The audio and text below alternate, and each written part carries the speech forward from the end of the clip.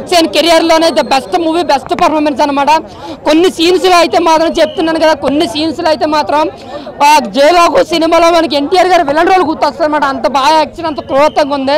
But first హాఫ్లో ప్రతి 10 నిమిషాలకు ఒక ఎలివేషన్, ఒక గూస్ బంప్ సీన్స్, డైరెక్షన్ మాత్రం అయితే మాత్రం చాలా అంటే చాలా పడింది. కొత్త డైరెక్టర్ అయినా సరే ఒక కృష్ణ చైతన్య గారు ఏదైతే అనుకున్నారో ఆ పాయింట్ ప్రకారం ఆయన్ని ఎలాగైతే చూపించాలనుకున్నారో ఒక ఇండియన్, ఆ క్యారెక్టర్లో ఒక ఇండియన్ ఊహించుకుని అన్నట్టుగా ఆ రేంజ్లో ఉంది క్యారెక్టరేషన్ అయితే మాత్రం.